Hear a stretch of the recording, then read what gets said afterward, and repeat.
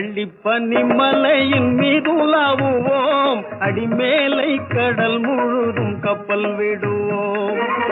வெள்ளிப்பனிமலையின் மீதுலாவுவோம், அடிமேலை கடல் முழுதும் கப்பல் விடுவோம்.